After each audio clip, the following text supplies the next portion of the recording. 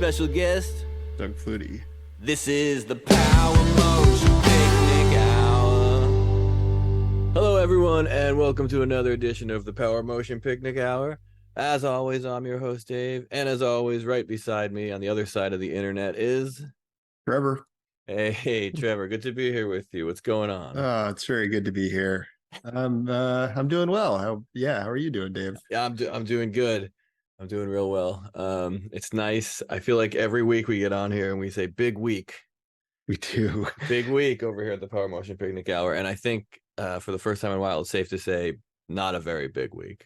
No, maybe not our biggest. Definitely not our biggest. Arguably not even big. No. It's been kind of nice. Things have been so hectic.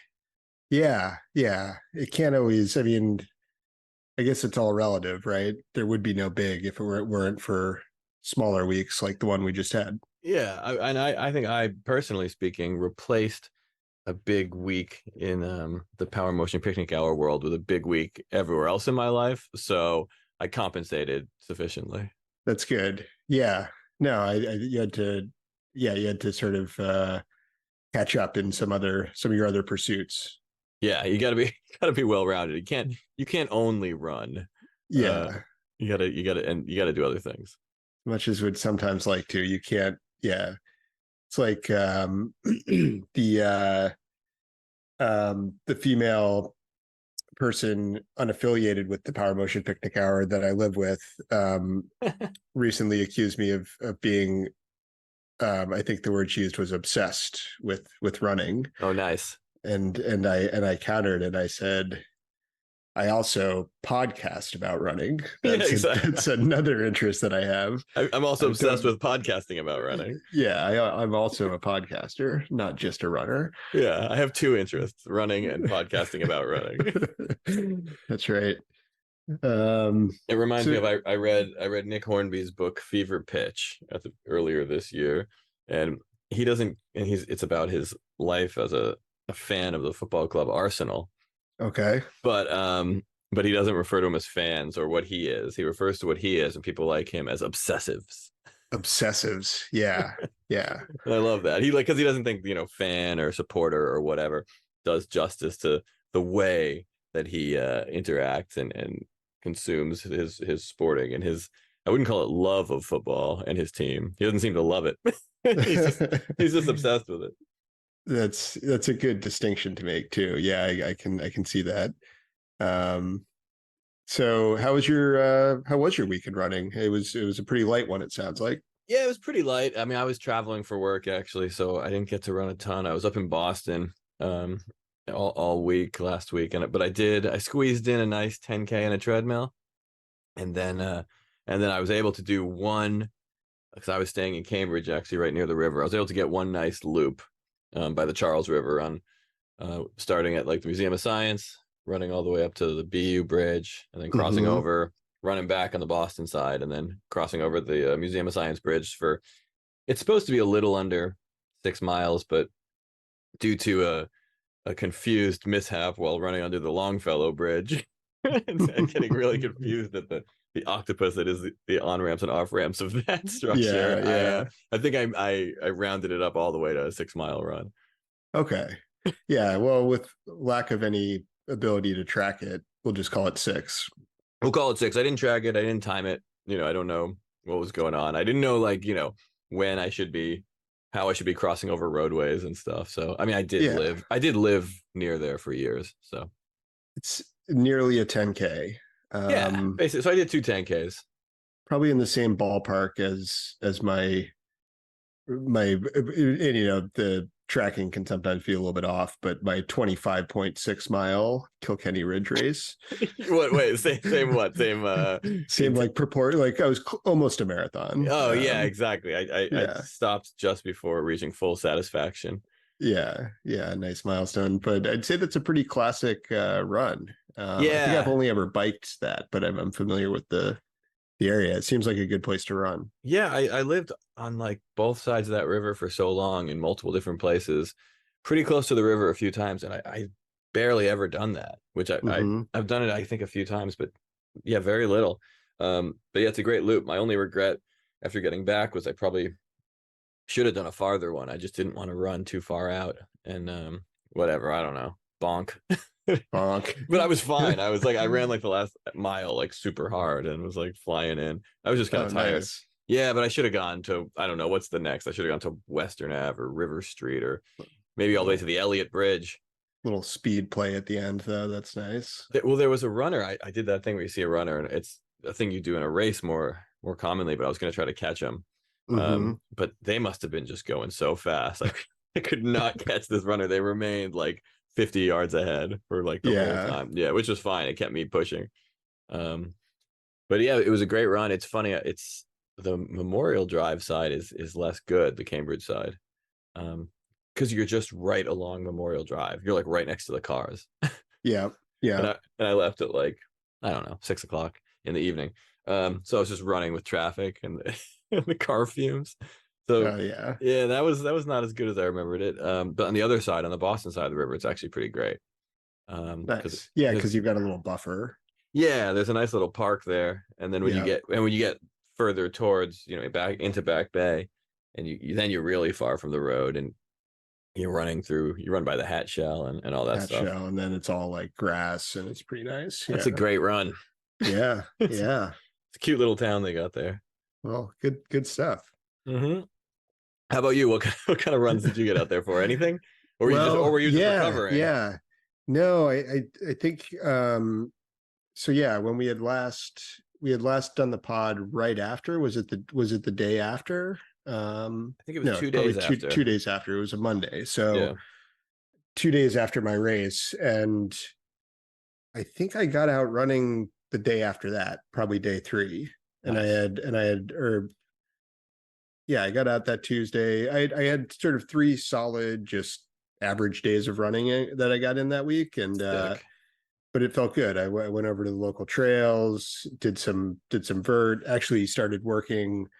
I mean, we'll probably get to this a little bit more, but I certainly had some time to reflect on my race performance and think about sort of try to take some inspiration in terms of like what to do next and where to go from here. And I think found a kind of a little bit of an unexpected weakness in my downhill running. So like sort of Uh, what broke down in the race eventually was like I had a strategy of going steady, just sort of, as steady as I could on the uphills, but then get some speed and make up some speed on the downhills. But the problem was I had smashed my legs up so much on the uphills that I couldn't run the downhills like at all. yeah. And then my knee started hurting. So it turns out it's probably some combination of strength. And then I usually don't run downhill in training because you can mess up your knees. It takes like a big toll. So I Yeah. usually like Leave that sort out. of like leave it out. But it turns out like, yeah, I probably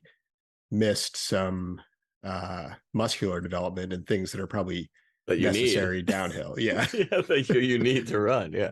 Well, that makes sense. Now that you Yeah. say it, although I don't incorporate a lot of downhill in my running training either. So Yeah. Yeah. Well, so anyway, yeah, so I did that. It's been, yeah, I'd say just sort of a relatively average. I wish I could have gotten out a little bit more. I did take a biker, like a road biker and mountain biker out on a trail run on Sunday. intentionally or Yeah, nice. no, he was up for trying it, and he was pretty into it. So might have another I thought you runner, I up and thought you coming meant runner. I thought you meant you took one out like Oh, like knocked one yeah, down. like the Offspring would say in whatever that song is. That bad habit. No, oh no, I was thinking of what's the song? You got to keep them separated. Come out and play. Come out and play. Yeah, take them out.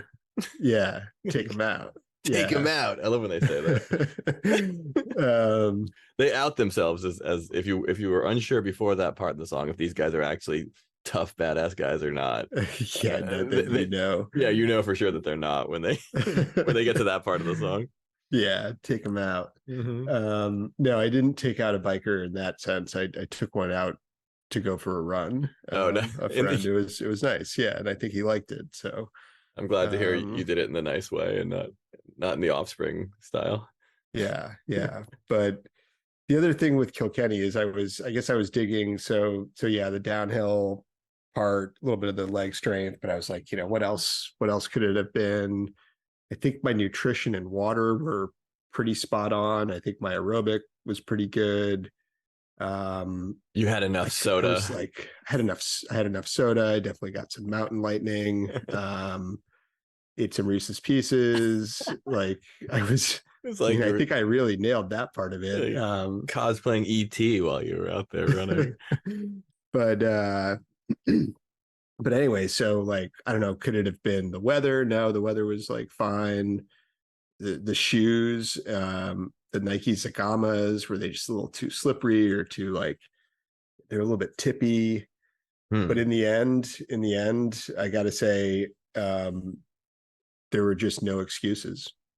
Yeah, I mean, yeah, but no excuses is supposed to be a motivation, I right? know, I It's know. like it's not like a real, it's not like a scientific thing. This was like, no, I have no excuses for my poor Yeah. performance. Oh, this is the second definition in the dictionary of no Yeah, excuses. this is the other use of the phrase. And this has a little Um, illustration of a guy laying on the ground next to it. And there's it was meant to be a little tongue in cheek, but I did look for excuses, found none, but I don't know. I mean, I guess it's just I think it will be motivation. I think it is something I can use to say, all right, like probably was a little bit undertrained, probably needed to do some more work in a few specific areas. Like next time, let me do that. Because I think yeah. I like executed well with what I had going into it. It wasn't like I gave up. Like, Yeah. I trudged through. I did no excuses. I even said Of the words course. no excuses out there.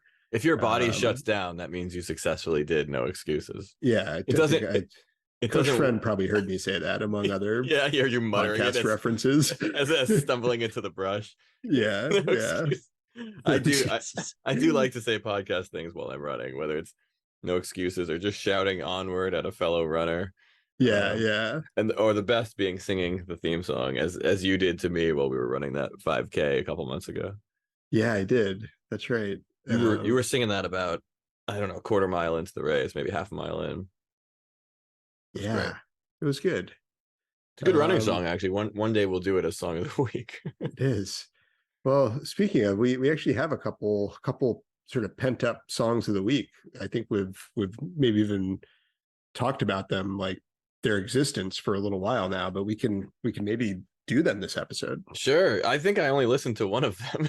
Oh, okay. So I realized that like as I was setting up, I was like, oh wait, I think we had Oh, a that's okay.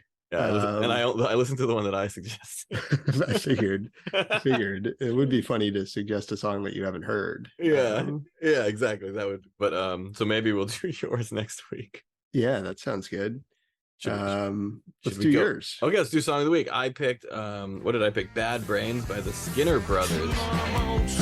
I ain't no deadbeat, and you know I don't give a fuck, but you gon' make a baby. You know I'm up there, you're in a dead sea, and when the ass become a fire, had you ever been when down, grab the microphone, I'll shut you up. The Skinner Brothers are a band I learned about recently. They've been around for a few years, but I just discovered them, and they're I don't know how they're like they're pretty eclectic, often rock and roll, but all sorts of modern sounds. I Mhm. have no idea how many guys are in the band.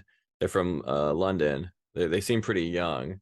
They don't seem like the kind of guys who run for any reason other than getting away from the bobbies, absconding from the scene of the crime after they've lifted something from Yeah, some yeah. sort of some sort of shop. But I don't. Taking somebody out on their way through the Yeah, door. yeah. Yeah. I think they could though. I think these guys are tough. Um, and when I followed them on Instagram, somebody wrote me back and thanked me for the follow, Oh, that's very nice. like a DM, and then yeah, and then And then asked you me. said, "Do you run?" No, I did. Then they said this was great. I love these guys. These guys are hustlers, and they said follow here to keep track of all of our songs. And they sent a screenshot on Spotify of a playlist, but the button they circled was the download. And I love that. They're smart, you know. Yeah. They try to get people to download their entire discography, and if enough people do that, I bet it bumps them up in the algorithm. Ah, So, all but right. that's what, Savvy. yeah. So this isn't really like running music in the traditional sense, like lyrically. like I can't think of any lyric that I even remember from the song other when he said, what does he say? He says something like, turn the music up, pussy, or something, right? Does he say something like that? I think there's a lot of sort of like colloquial sort of lyrics and delivery. It's honestly, it's been a couple of weeks since I listened. That's okay. Yeah, but what the reason this works for me as a running song is because it taps into something that works for me frequently, which is that these guys are very youthful. And so it makes me feel young when I listen to them. They remind me of youthful music that I used to listen to as a youth. Like the vocal delivery had sort of like a Damon Albarn sort of thing going on, like Blur era type, like very British sort of. This song reminds me of like the Arctic Monkeys, kind of. Yeah. And a little bit, and there's certain stuff they do that kind of remind me of the Streets. I liked, it's got that sort of like, I don't know, it struck me as overwhelmingly British. So British, yeah. So British, but I was wondering if the title, I mean, you can't have that title without an awareness of the band Bad Brains, but like, was it at all in reference? The only thing I picked up was it started out, it was an interesting start. It starts like with like 5 or 10 seconds of like fairly heavy, like layered, like, almost Bad Brains style, like instrumentation for like just a few seconds.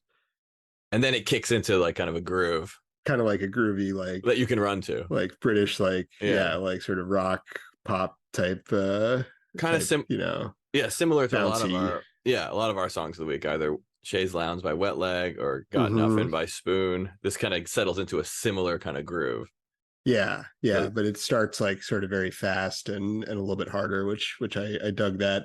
It reminded me, I sort of likened it to like the opposite. I don't know if you remember that Gang Green song. I think it was Sold Out, and it like starts out with this like, sort of like la la la type, like singing, like, and then all of a sudden it just like goes into their crazy fast, like heavy stuff, like after just a few seconds. It's sort of like the opposite feel of that song to me. All we want is money and be on every station. I'm meant to sit down here and we're full. We're gonna sell out, we got burned out. Give the fucking people what they want. The opposite. I like the Gang Green reference. This is a very Boston episode. It's very Boston, and we can cut some Gang Green in there too when we're editing. Yeah.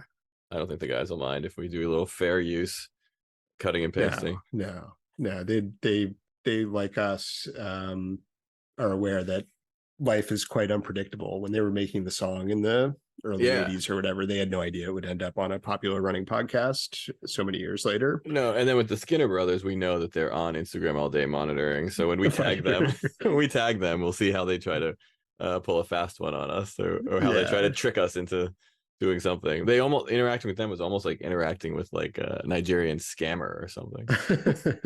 So we'll see. I mean that as a compliment. Thanks for the like.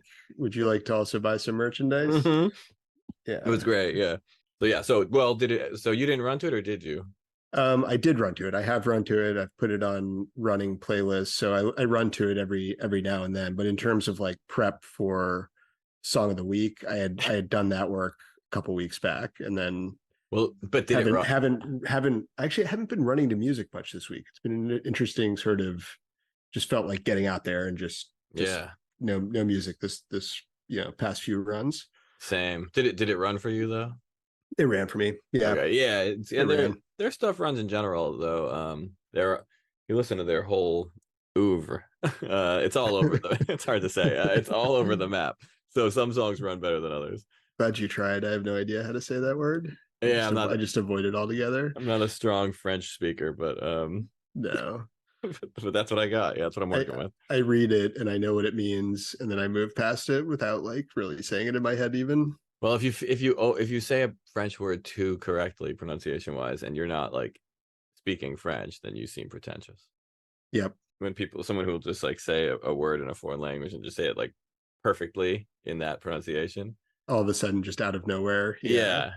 And you see that on I don't know, the news maybe or something. I don't know. Yeah, like if you say Barcelona with like a th sound or something, like I don't know, technically correct probably to somebody, but I'm just trying to say things correctly in my native tongue. So yeah, and I'm struggling with that enough as it is.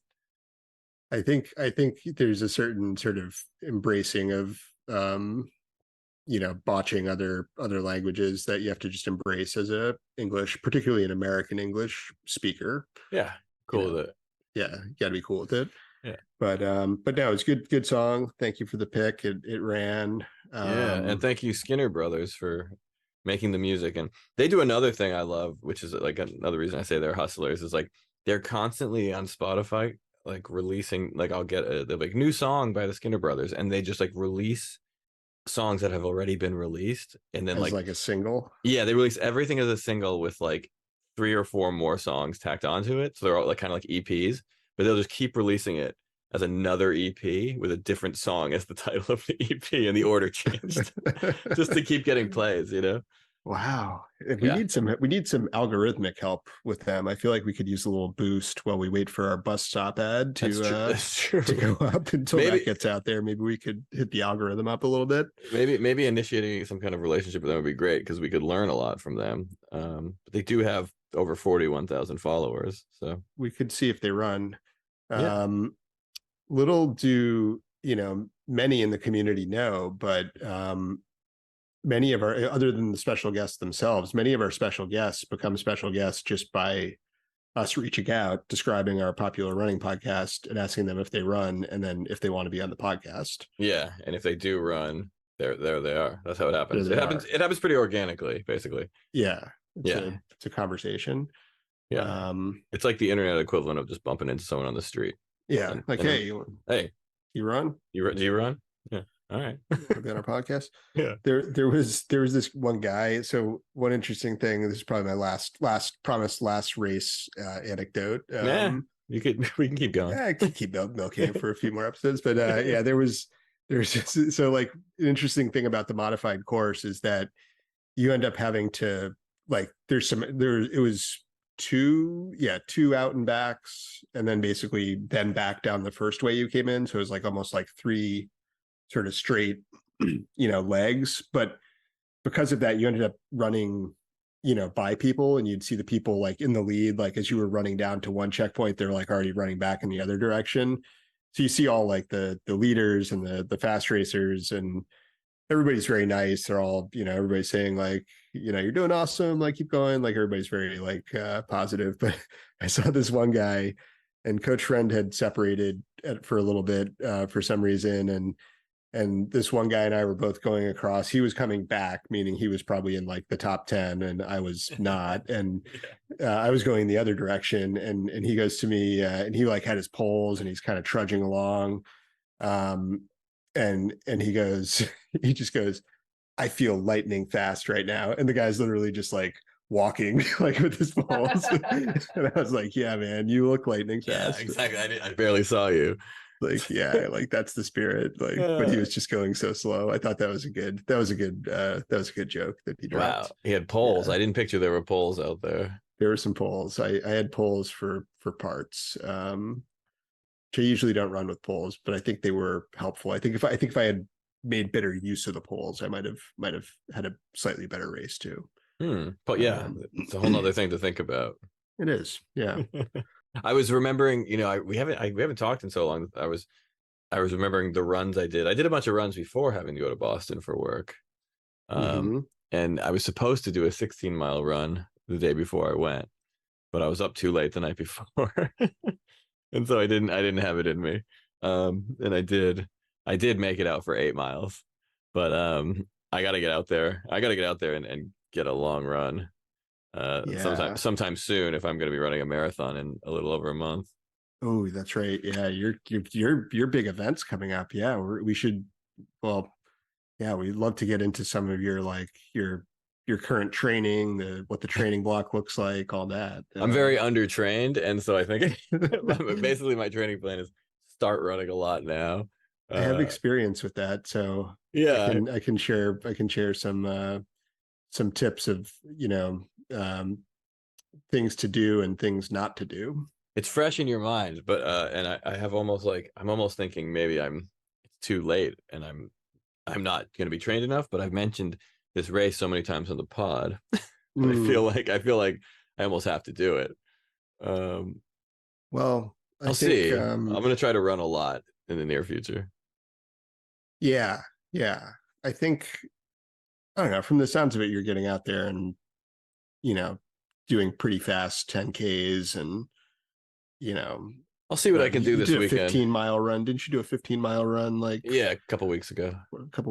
So if you're going out and doing that, you don't have to be running. I mean, I've never run a marathon again, but I don't think you definitely don't have to be running that many 20 plus mile runs before you do it. No, no, we'll see. I'll just whatever. I'll see how far I can get on no excuses, and then yeah. And then kind of crawl to the end. Go ultra if you have to, and just bust into power hike and walk mode. Yeah, I might just run slow too. The biggest problem in Providence in May was that I definitely started too fast, and I ran the first 11 pretty fast for me, and then the rest of it was pretty tough because of that. Yeah, I think go in sort of, very, very sort of with your lack of training, and just be there with your undertrained sort of psyche, and just know that you're not there to really push it. You got to just kind of go nice and slow. No injuries. Not shooting for a PR. Yeah, no PRs, no injuries, no excuses. I'm looking to knock off what's that thing a lot of people do? They're trying to do one marathon in every state. Yeah, I don't know the name for that. Yeah, me neither. But so I'm trying to do that. And one of our more cosmopolitan listeners can tell us, and also help with the pronunciation of that word. Yeah, exactly. Maybe a bilingual listener could write that on any photo on our Instagram. Something we haven't suggested doing in a while. No, but that's a good way to get in touch with us. That's kind of talking to us on our level. But yeah, I realized I don't have a Virginia yet. I haven't done a marathon in Virginia. There you go. So I gotta knock across Virginia off the list. So I gotta check my list, and I've got I've done Rhode Island. so I don't have a Virginia. Double check the list. Well, that's good. Yeah. You can check it off. Oh, speaking of marathons, it's exciting times with the Boston 2024 qualifications coming out. Have you heard about this at all? No, but I did get an email today from Tracksmith, the apparel company, hyping up their new Boston qualifier singlet, which you're only allowed to order if you're qualified and you're registered for 2024 in Boston. Yeah, because I've learned a little bit more about how it works. So they put out a qualifying time, right? And people have to run, I think, prior to last year's, maybe they have to do it in the prior year, maybe. Okay. I don't know what the time frame is, but you have to run a qualifying time, right? And you can submit your best qualifying time to be considered for Boston, and there's posted public time bands by age, right? So say whatever it is for your age. This year you could so they have the qualifying, but then there's more people that qualify than could actually go to the race usually. So then they have the cutoff, and the cutoff ends up being sometime less than the qualifying time, right? Because they have to lop off however many people. So it's a very long roundabout way of explaining a simple concept, the cutoff. But they have a cutoff time. They have a cutoff time. Yeah, this year it was 5.5 minutes below qualifier, below qualifying time. So tons of people that worked really hard. And so I saw some people and people that I don't know well, but people I was sort of rooting for, and they were super bummed and everything. But at the same time, I'm kind of you sort of know that that's very likely to happen. If you're exactly. If you're in the border zone, don't get mad at them. No, Boston can only accommodate so much. It's not New York. Math. It's just math. Yeah. At a certain point, it's just math, and they're being more better runners than you, like, Yeah, or faster. And that's the thing. I mean, right? That's the thing about Boston. It's the hardest one, right? I mean, Hardest to get in. yeah. New York's the biggest one. Like, and for it's whatever. You're not going to be both. They have different claim to fame, right? But, yeah. Well, that's unfortunate. I know, and I remember at some point I said and decided I'm only going to ever run Boston if I can qualify for it. But that makes it even harder, though. Maybe qualifying for Boston is so hard. Well, you can qualify in different ways. Like there's ways that you can qualify. I meant by running, though. Yeah, I know. I was trying to give you an alternative. No, you can raise money if you raise enough money for like Boston Children's. You can run it that way, and it is like again, because it's such a popular race. The amount of money you have to raise is like rather insane. They should change it so you have to qualify by running and raise charity money. Ooh, yeah, right. Because because we get the faster runners in there, but we still need the money for the Flutie Foundation. Yeah. So future special guest Doug Flutie. Future possible sponsor Flutie Flakes. I was gonna maybe do a gear shed review, but but I left. I'm gonna run into the next room and get the piece of gear shed equipment that I got, because I can't remember what it's called. This is the Power Motion Picnic Hour. I have a new segment here. It's called Community Outreach, and the questions for the community are: what questions would you ask your favorite runners? And we'll use these questions for future special guests. Hopefully we get some of your favorite runners. And it looks like Dave's getting his... I can't wait to hear this part during editing. Earphones in. Oh, there you go. Hey, you're back. Hey, I'm back. I wanted to do a quick gear shed review because I got my first non-Brooks pair of shoes in years. Oh, wow. Okay. And I got a Mizuno Wave Inspire 19s. And I've run in them 3 times now. I did a nice looking shoe. I did like a 10K and then maybe like an 8 mile and then, or maybe a 7 and an 8. And these are good. I'm not converted away from Brooks, but who knows? It's nice. It's just sometimes, I mean, it's a lot of fun to just try a new pair of shoes, right? Those look really nice. Usually when I do, I don't like them as much. So like I went to I wouldn't have known the name. I mean, I know the name Mizuno from like baseball gloves as a kid, but I don't think I would have known them as a running shoe company these days. But I got the idea planted in. I see them turn up sometimes when I read reviews of running shoes online, and it seems like they're always, in the conversation. So I know they're good, but it really got in my head that I might want a pair when I was reading the Haruki Murakami book. Yes. What I talk about when I talk about running, and he runs in Mizunos. It's the most referenced book on the entire podcast. The only book about running I've ever read. Yeah. And it's mostly just him bragging about how fast he is. I think I'll have to read it one of these days. We'll do a proper Power Motion book club. It's pretty great, actually, and maybe we can even get him on the show, see if he wants to talk about his experiences. Oh yeah, he's reach out. It couldn't hurt. It usually works out well when we reach out to a popular personality in any realm. They usually end up on the show. Although Evans Chibet never responded to us. He didn't, but that's okay. I think what happened there is I think we ended up in.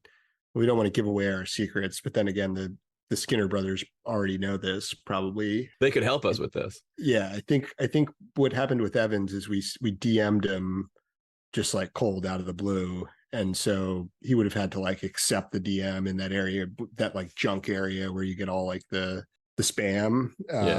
So it would have been almost impossible, to sort of pull us out of there. But I think if we had like sort of tagged him in a story or a post or something, I think maybe he would have been more likely to see it and then maybe get the connection going from there. Yeah. Well, I think we'll just have to, try again. We'll just try again. Yeah. What would he do? He wouldn't just give up. No, I don't think so. He's probably going to win the New York Marathon in next month. Yeah. I think he's running it again. And but although they all run in Adidas, right?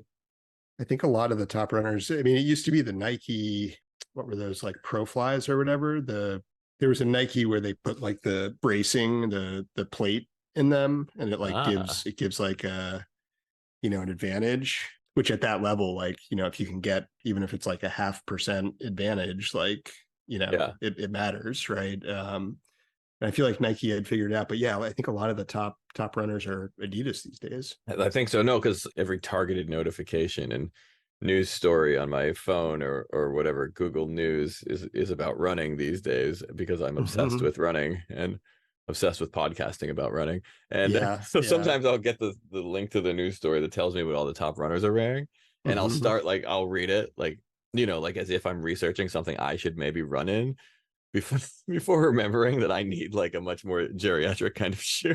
right.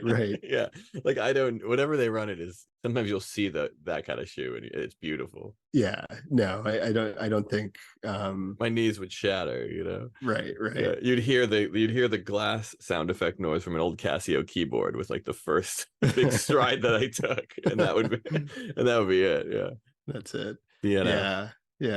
In the trail world, Hoka's a big name, Solomon. Some people there's a whole debate over these like no drop shoes. So they're more of like the flat minimalist, like where you're supposed to like let your foot sort of do it, but you have to have like strong ass feet and have run in those things for a while, I feel like, or else you're going to just injure yourself. And at my age, I would definitely injure myself in like a pair of Ultras, but no, what I feel like I should be running in like Ons, is that what they're called? On Cloud Riders. Like that's what I see everybody using, and it's not admitting any kind of defeat. It's people much faster than me that I see in those.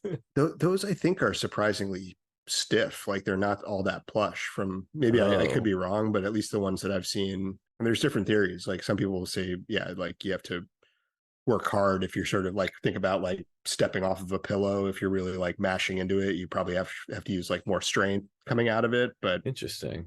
I don't know. Well, I love these Mizuno Wave Inspired 19s, and I might run a marathon in them. So how many units? 10 units. Nice. I really like them. I haven't run in them enough to know if like they're going to be a good idea for me long term, but as far as like comfort and enjoyment and lack of pain and everything, in 3 runs they were perfect. That's awesome. Yeah, it's all about the feel. Yeah, and I wanted just like a second shoe so I could change things up a little bit, and just to avoid injury. So now I'm running half in my Brooks and half in these Mizunos. A really nice gear shed. Thanks for sharing, Dave. Thank you. Thanks for going down that road with me. It looks like we are just about out of time, huh? This one kind of flew by. It did. We caught up on a lot of good stuff, though. I think we turned the page on a few topics, and we'll be back with some hard hitting, like fresh content next time, and a new song of the week, and I'll listen to it. That's right. We're bringing back an old segment where you suggest a song of the week and I forget to listen to it, which we haven't done since season 1. Yeah. But all right, I guess that's everything, and anything we forgot about, we'll talk about next time. If you need any help, dear listener, please hit the mailbag. And until next time, onward.